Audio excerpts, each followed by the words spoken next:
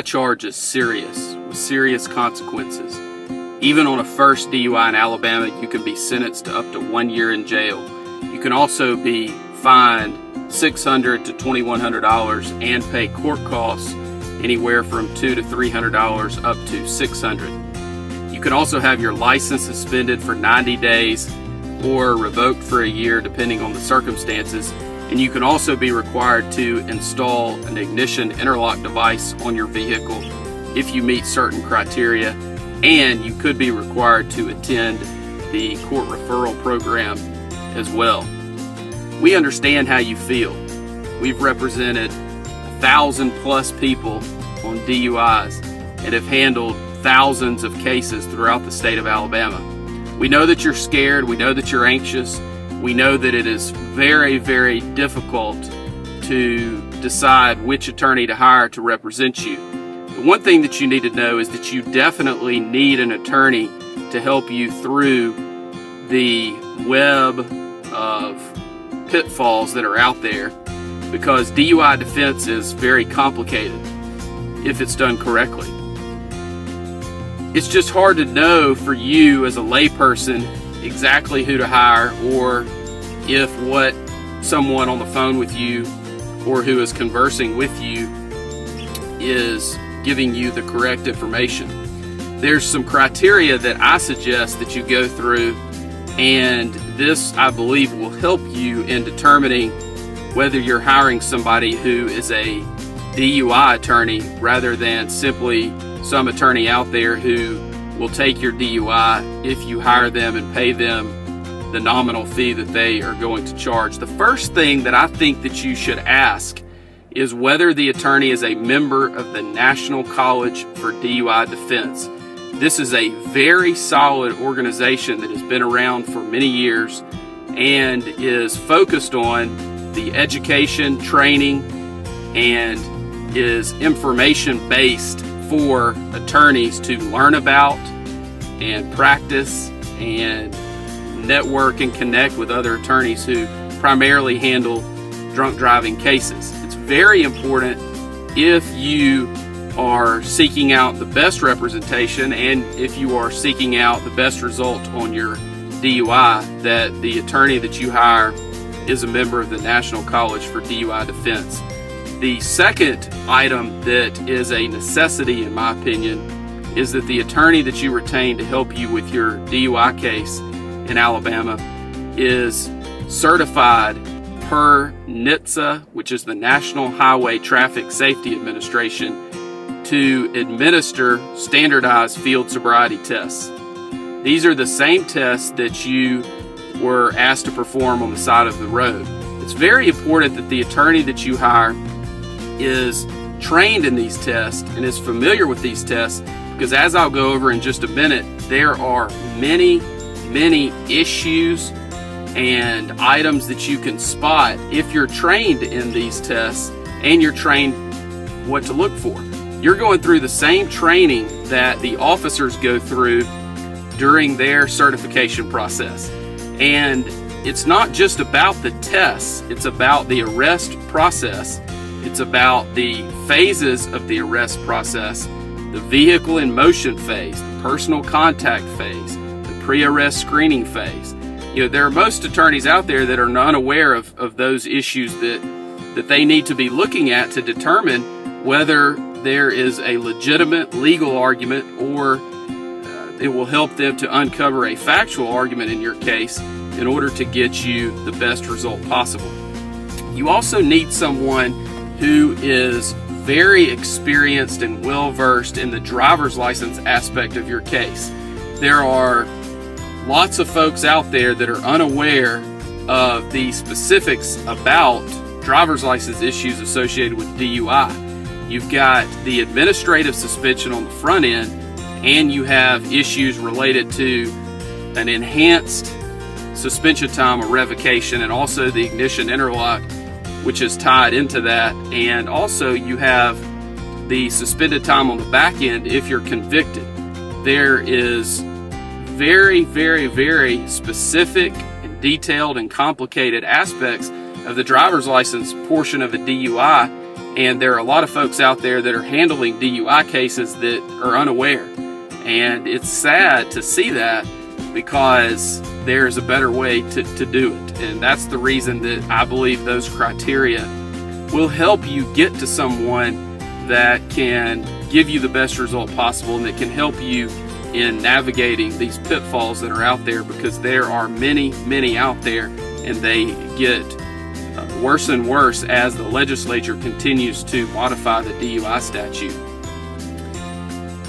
There are people out there that get arrested for DUI, and you refuse the test, but you know that you were drunk, impaired, whatever it might be. And there are also people out there who submitted to the test and they're well over 0.08. They may be a 0.16, 0.20, 0.25. Those people out there need to know that pleading guilty is not their only option. They need to know that there are lawyers out there, such as myself, and there are other good DUI defense attorneys in the state of Alabama that know how to litigate these cases, know what to bring up, and know how to handle these in a way that is going to get you the best result possible. And it's very, very important that you hook up with and work with someone that understands the ins and outs of DUI defense, because even though you may feel like your case is hopeless, there is a way to suppress some of this information, to suppress some of these tests, to keep information out of evidence, or to negotiate and work something out so that charges may be dismissed or reduced for a non-DUI disposition. Because our goal in every single DUI case that we handle is to either have the DUI dismissed or to have it reduced and settle the case for a non-DUI disposition. If those two things are not possible, the next step for us is trial.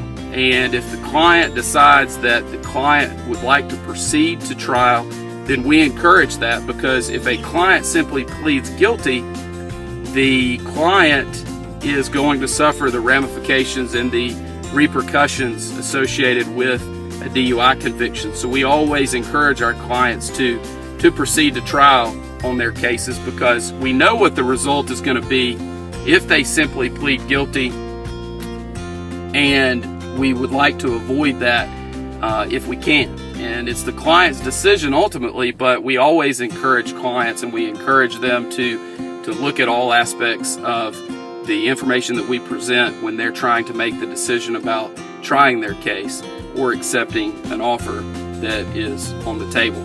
So the first step in a DUI defense case is to secure the license issues. That it may include requesting a hearing, may include requesting a review, may include going to the driver's license suspension hearing. It may include filing a lawsuit against the Alabama Department of Public Safety. But no matter what stage you're in, whenever you choose to retain us, we evaluate it and go through a very sophisticated process and procedure that we have put together to handle these cases in order to give our clients the best chance of success on their cases. The next thing is for us to gather information from you and about you. We have a very extensive questionnaire that we will either go over with you or send to you, or you can pick it up from us, and that gives us lots of information about you and helps us to humanize you with the prosecutor and the other parties that we will be dealing with on your case. We will also give you a plan of action. A lot of people get worried because they feel like they're not doing anything to help their case, and we'll give you a plan of action and things that you can focus on, and we'll counsel you not to worry about your case or worry about the outcome, but let's focus on the process. Let's focus on what you can do today to help you as a person, but also to help you with your case. And that's one of the things that we feel like separates us from other folks that are out there, because we will give you a plan of action and go over with you the things that we feel like you should do to help us help you. And it gives folks a lot of comfort in doing those things, and those things always help and they never hurt, and we feel like it's important for you to take the action steps that that we give you. The next step that we go through is we'll file documents with the court, and we get to choose what documents those are. We'll file a notice of appearance, usually a motion to continue, and we may also file other documents at that time as well. Depending on where we are, we will then decide at what point in time we need to file discovery motions, and we look at those based on a court-by-court basis and also a case-by-case basis, depending on what the issues are and depending on whether that may help our case at that point or might hurt the case. And of course, we don't want to do anything that could be detrimental to your case at that time. At that point, we begin prepping for the initial appearance, and that includes putting everything in an order that is accessible and collecting documents and other items that you have completed. And then we begin, of course, moving towards that first court date, whenever that might be, whether it's on the initial court date or usually the case would be continued at some point. After that, we begin the evaluation process of your case. We look at every single aspect of DUI defense in order to give you the best result possible. We look at any defense that might be available that is out there. If there was an accident, most people think that an accident case, they think this: I had an accident, I was impaired, I'm guilty, I need to plead guilty. And that could not be further from the truth. Accident cases are very, very tough for the prosecution, and there are a lot of folks out there handling DUI cases that are unaware of that. They just don't know the ins and outs of the accident issues in a DUI case. The other issues that we look at are actual physical control. Were you in actual physical control of the vehicle? Were you sitting in a parking lot? Where were the keys? Was the vehicle operable? Those are things that we need to look at in every single one of our cases that involve those issues. We also look at the private property DUI issues. We also look at anonymous tip issues. There's been some recent cases that have come out that are not good for the defense on those type issues. However, there are still arguments that can be made, and there's still a burden that we feel like the prosecution must meet anytime there's an anonymous tip issue on a DUI case.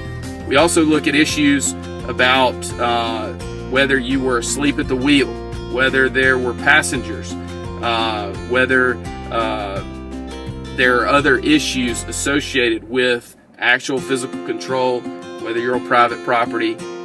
What are the issues associated with how the officer got to you where you are?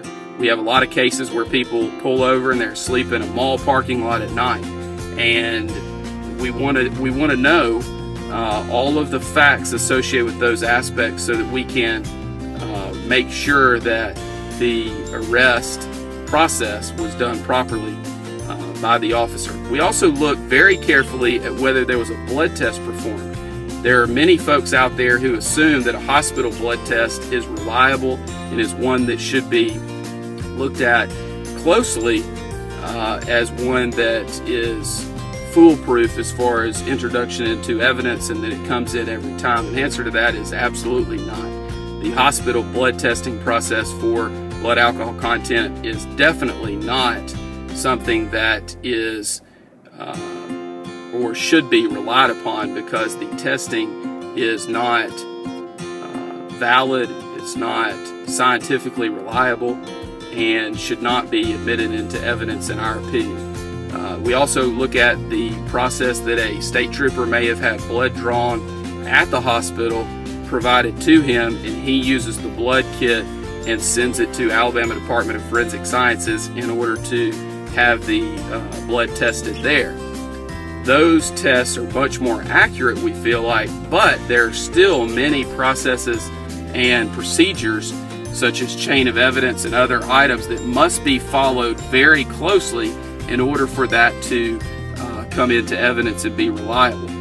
We also look at any issues that are associated with your case related to the Draeger breath test and any issues that come up there, whether it's the 20-minute deprivation period, whether you may have had mouth alcohol, whether you burped or belched during the 20 minutes prior to the test. There are implied consent issues where you provided proper implied consent warnings associated with the suspension of your license if you choose to refuse the test.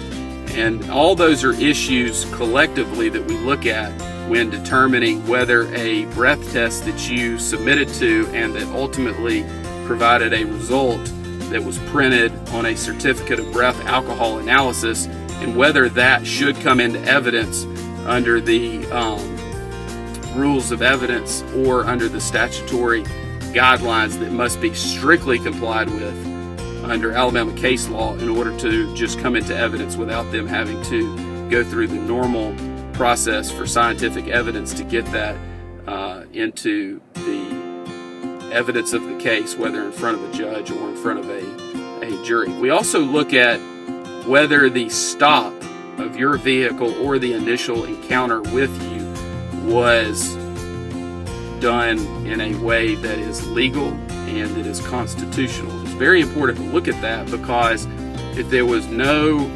reasonable suspicion of violation of the law, then the officer should not have pulled you over.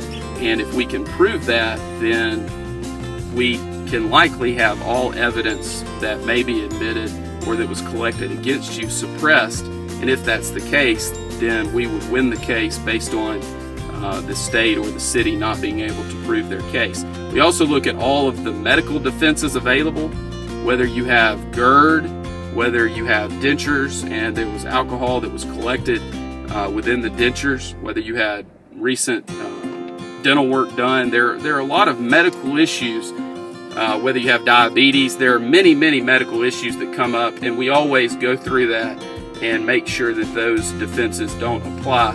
And if they do apply, then we work those up and make sure that we have gone through them properly with you and presented those defenses on your behalf. We also look at the UTTC, which is the traffic ticket, the complaint against you, to make sure that there are no issues related to that as well, such as municipal ordinance issues, if there are issues related to the code sections cited, whether it's proper, and whether they have your proper information on the UTTC or not. We also go through and determine whether you requested an independent test, and if that was handled properly. We look at any roadblock issues that may come up, if a roadblock was the cause of the initial encounter. And we also look at whether you have any prior DUI offenses and whether we can exclude those, and whether the city or the state has the necessary evidence related to those priors to be able to use those through the negotiation process or through the trial and sentencing process if it gets to that point. The next thing that we look at, and a very important aspect of the case, is the Standardized Field Sobriety Test. And I am certified as an instructor in field sobriety testing and also as the administrator of the test. And going through that process and reviewing, hopefully, a videotape, definitely the trooper or the city officer's notes related to the field sobriety testing, the process that they have to go through in order to come to a decision to arrest you for DUI is one that has to be followed closely, because otherwise they are simply going through the motions and not doing it properly and arresting you not based on sound evidence or based on logical conclusions from their observations, but just running through the motions so that they can get to an arrest at the end. We want to make sure that that is not happening and that things are not being done that are in violation of your rights and in a way that is not standardized. We want to make sure they gave you the proper instructions, make sure that they look for the proper clues, make sure that they scored the test correctly. It's very important that those items are looked at closely, because otherwise you're giving up some of the aspects of your case that could be litigated and ultimately tried if needed. The other options that we look at after we've gone through the full analysis and talked to the client about every aspect related to their DUIs, we determine if there are any triable issues in the case and how likely it is that we would succeed on those issues. And then we go through the process with the client so that the client gets to decide with our guidance how to proceed in the case, whether to settle the case for a non-DUI disposition, if that is an option, or whether to proceed to trial, if that is what the client chooses, or to accept whatever offer is out there, and that is usually against our advice depending on what the tribal issues are that come up. And in any DUI case, if you have the knowledge and the experience to go through and review every aspect of the case and every defense that might be available, there are always issues that can be brought up related to a DUI case because they are so complicated and they require so many steps in going through the process. So it's very important that the case is looked at with eyes that have the experience and the knowledge to get you the best result possible. It's very important. We've handled 1,000+ DUI cases. We've resolved 5,000 or more charges throughout the state of Alabama, and we can help you with your case. All you have to do is let us know and call our office, and we will be glad to talk to you and discuss your case with you at no charge, because we believe that you have a right to speak to any lawyer that you choose without having to pay an initial consultation fee in order to do so.